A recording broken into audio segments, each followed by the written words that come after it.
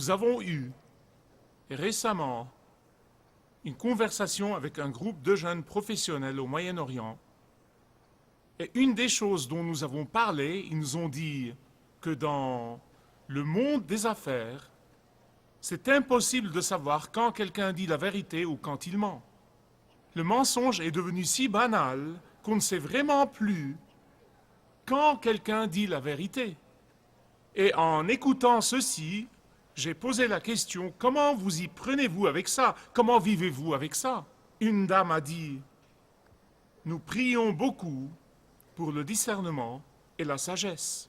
Si Josué et le peuple d'Israël avaient prié pour le discernement et la sagesse, ils n'auraient pas été coincés par les Gabaonites.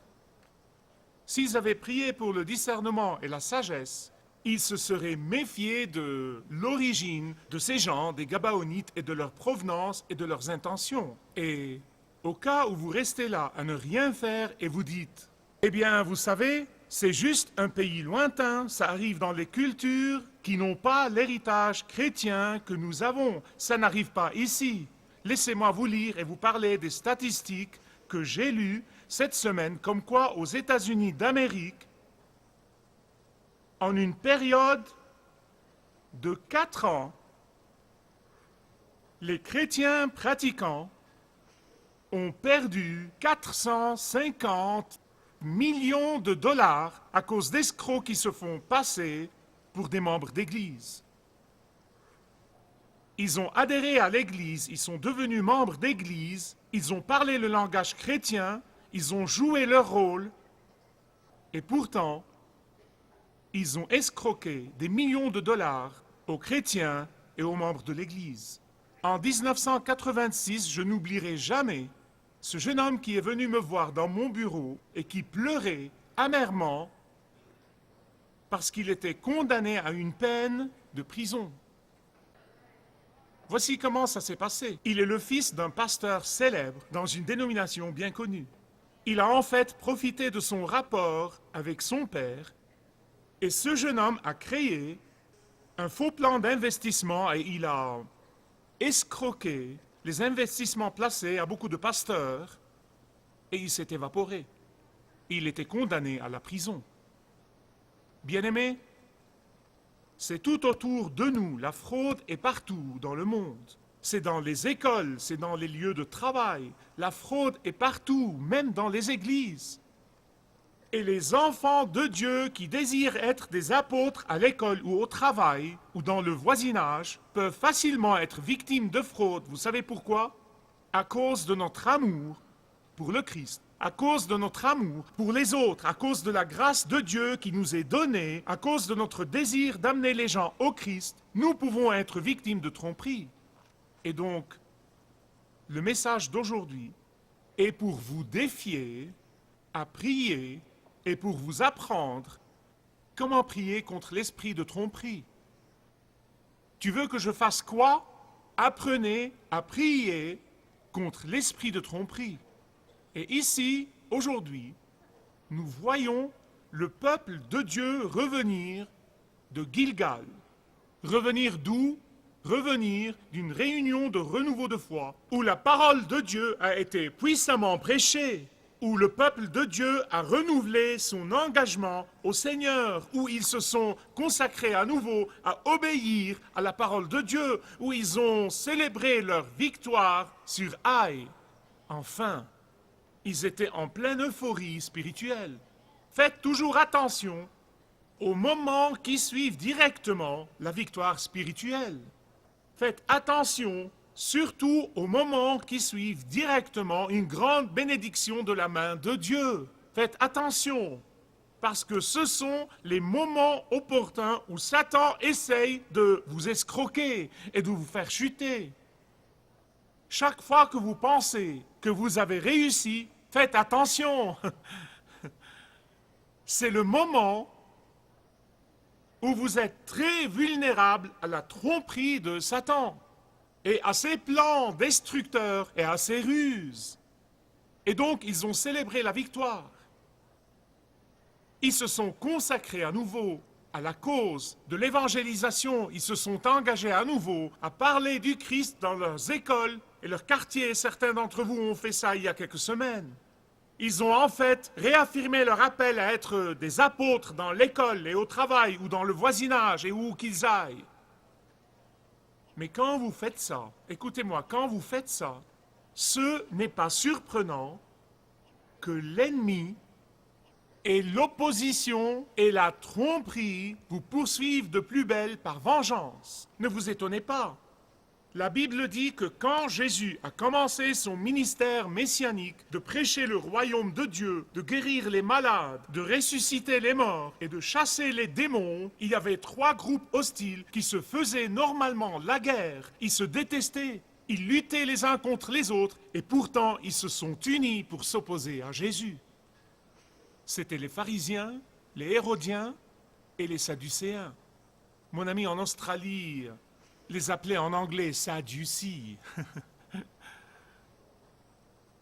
Écoutez-moi, quand vous prenez au sérieux la question d'exercer votre apostolat, quand vous prenez au sérieux la question de récupérer votre lieu de travail pour le Christ, quand vous prenez au sérieux la question de récupérer votre école pour le Christ, quand vous prenez au sérieux la question d'être missionnaire dans votre champ de mission où Dieu vous a placé, c'est le moment où les complots contre vous commencent à avoir lieu. C'est le moment où ça se complique vraiment.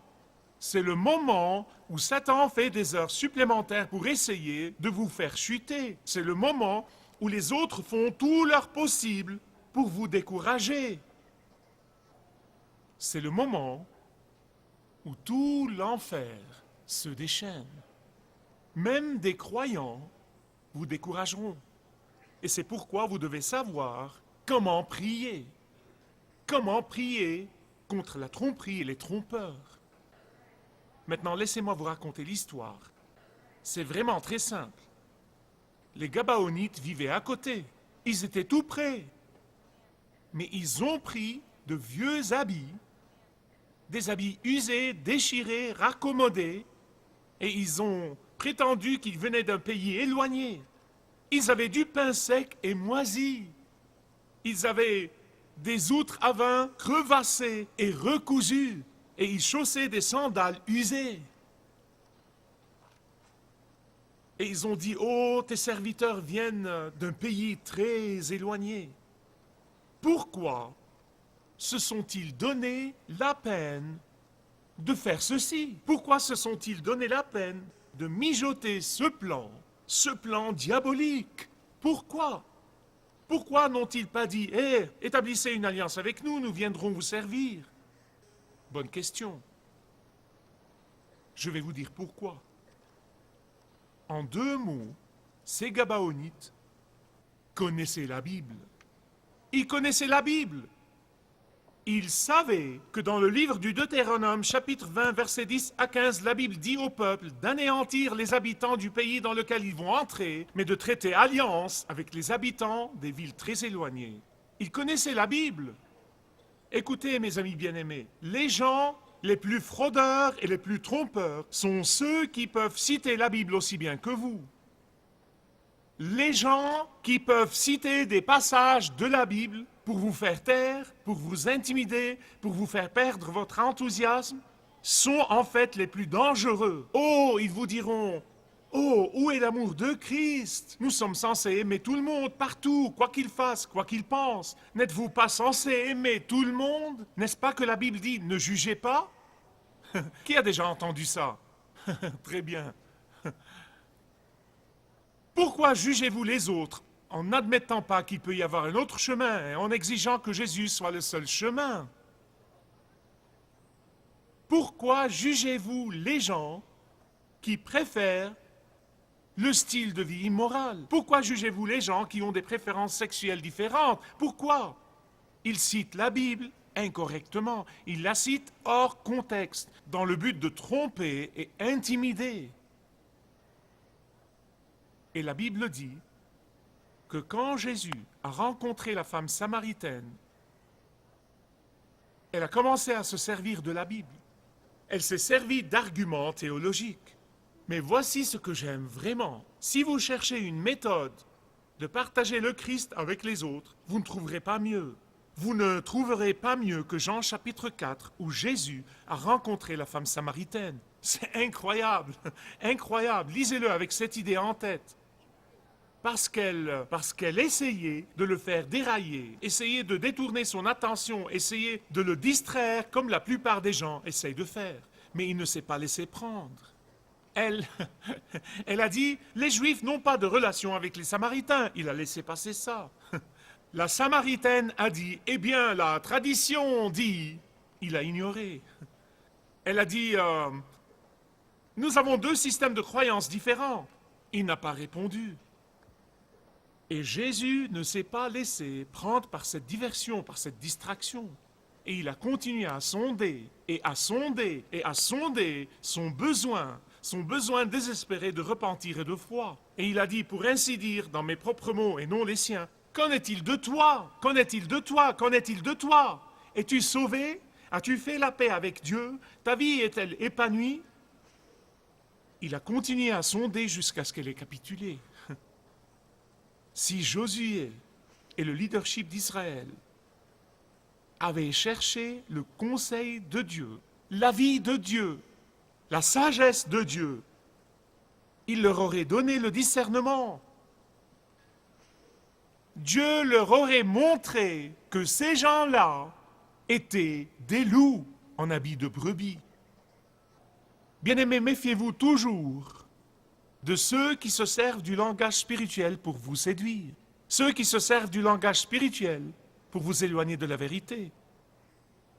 Quand j'ai donné ma vie au Christ, en 1964, il y avait un autre homme que je connaissais qui s'est avancé et a reçu le Christ avec moi. Et en ce temps-là, nous avons commencé à témoigner tout de suite. Nous n'avions pas besoin d'un cours express d'évangélisation ou d'un cours de théologie. Ma foi, je savais que le voisinage, mes fréquentations et tout le monde connaissaient le type malveillant que j'étais. Et tout ce que je pouvais leur dire était « Jésus m'a changé ». C'est tout ce qu'il m'a fallu dire. Et les gens disaient « Oula, vraiment ?» Nous avons fait la même chose tous les deux. Nous sommes allés voir les gens que nous fréquentions et nous leur avons dit ce que Jésus a fait dans nos vies. Nous avons fait la même chose tous les deux. Mais 6 mois plus tard, ce jeune homme est revenu au monde en plein. Que s'est-il passé? Que s'est-il passé? Les gens auxquels il témoignait ne se sont pas opposés à lui, ils n'ont pas lutté contre lui et ils ne se sont pas disputés avec lui.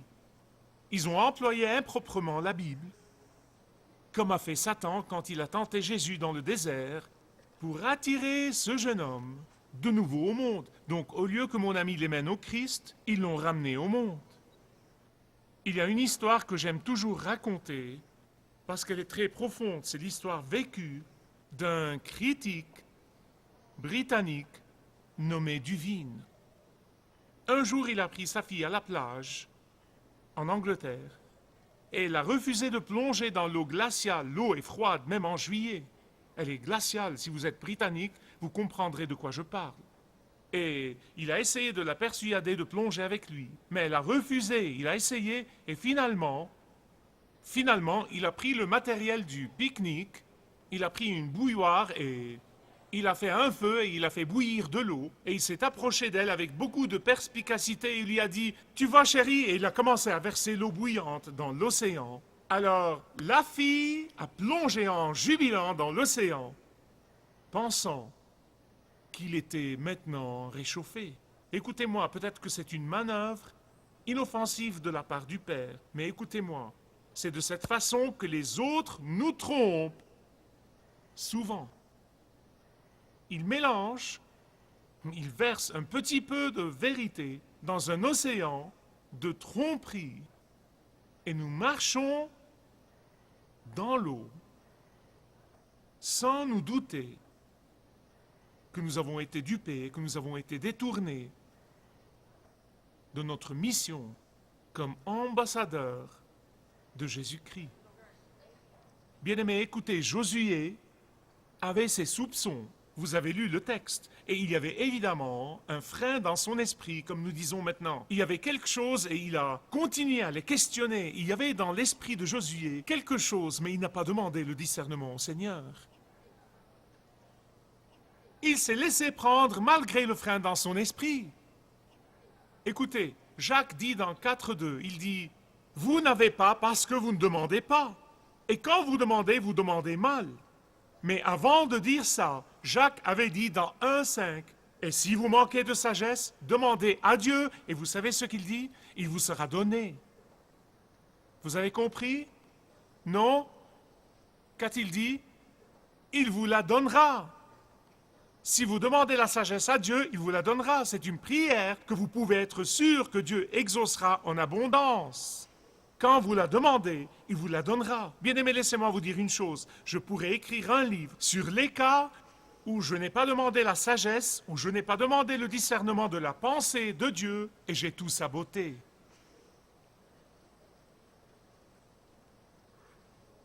Le plus grand danger pour un enfant de Dieu se résume dans les mots suivants. Je peux m'en occuper. Laissez-moi vous dire une chose. Enlevez ce mot de votre vocabulaire. Je peux gérer ça est le début de la chute du croyant. Écoutez-moi. Je peux gérer ce verre d'alcool. Je peux gérer cette mauvaise relation. Je peux gérer ces affaires louches. Je peux gérer cette amitié intime avec les incroyants et les impies. Faux. Voici ce que dit F.B. Meyer. Écoutez ce que dit F.B. Meyer. Les chrétiens sont plus tentés par les ruses de Satan que par son attaque directe. Les chrétiens sont plus tentés par la tromperie du péché que par sa guerre déclarée. Mais bien-aimés, nous vivons dans une époque où nous devons non seulement prier pour le discernement, mais monter la garde pour le discernement. Nous devons spécifiquement prier pour rester en état d'alerte contre la tromperie subtile du péché et de Satan. Seule la prière vous donne vraiment le discernement contre la flatterie et les mots flatteurs. Seule la prière vous protège et vous garde des intrigues des impies. Seule la prière vous protège du danger, des impasses obscures de la vie. C'est pourquoi Jésus nous a appris à prier « Notre Père qui est aux cieux ». Puis il conclut en disant « Délivre-nous du tentateur. Délivre-nous du tentateur. » Quand vous vous lancez dans le témoignage pour Christ, quand vous vous lancez dans la vie pour Christ, quand vous vous lancez en qualité d'ambassadeur de Christ, que ce soit au travail ou à l'école ou dans votre voisinage, où que ce soit, si vous le faites sans vous appuyer sur la puissance et la sagesse de Dieu et la prière, vous êtes alors en train de vous ouvrir à toutes sortes d'échecs. Si vous vous lancez dans une affaire, ou dans une association, ou dans un mariage, ou si vous commencez un nouveau ministère, sans vous appuyer sur le Père céleste ou le consulter, vous êtes alors en train de vous ouvrir à toutes les tromperies de l'ennemi. Mais je ne peux pas clôturer ce message sans vous donner l'enseignement biblique qui vous apprend à gérer les conséquences de la tromperie. Quand Josué a découvert cette tromperie horrible, beaucoup de gens voulaient tuer les Gabaonites. Ils lui ont dit, écoute, et ça semblait très logique, ils nous ont trompés, ils nous ont dupés, et ils méritent de mourir. Mais le leader a agi avec intégrité, écoutez-moi. Il a tenu parole. Bien qu'il ait été humilié, Josué ne voulait pas en plus déshonorer le nom de Dieu et ternir son témoignage. en se rétractant de l'alliance.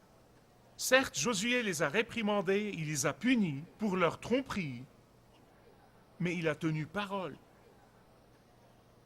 Il savait que son témoignage, à long terme, est beaucoup plus important que la vengeance.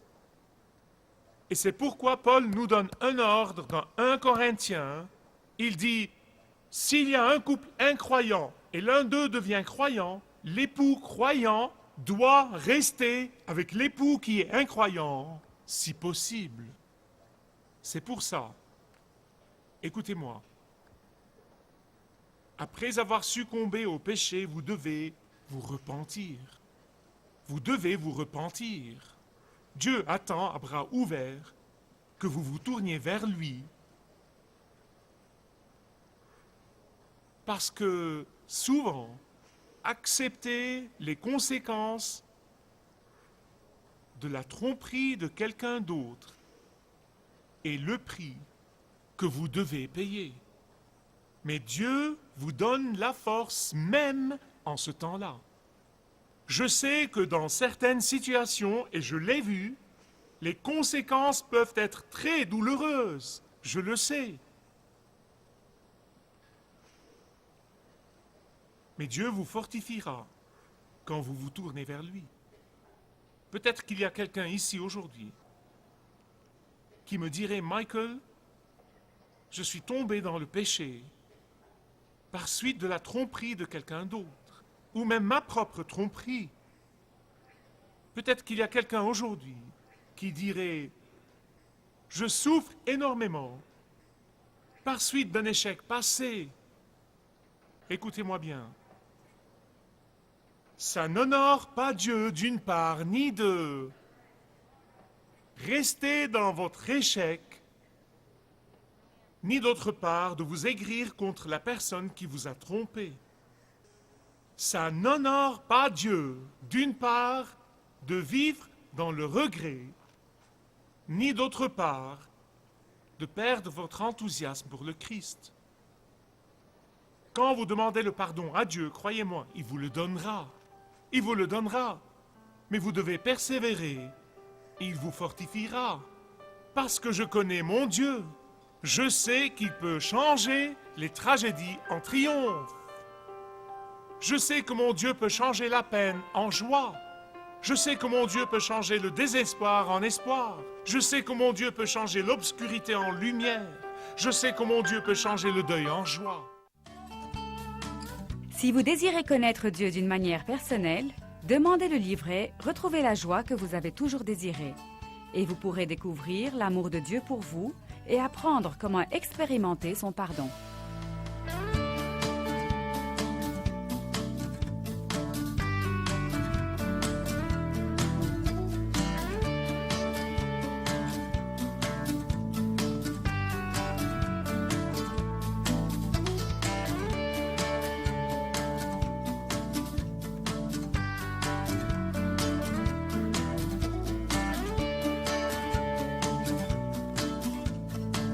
Si vous avez une relation personnelle avec Dieu et vous êtes intéressé à marcher plus intimement avec lui, demandez le livret « 7 pas sur le chemin de la foi » qui vous guidera dans une relation plus profonde avec votre Père Céleste. Demandez votre livret gratuit.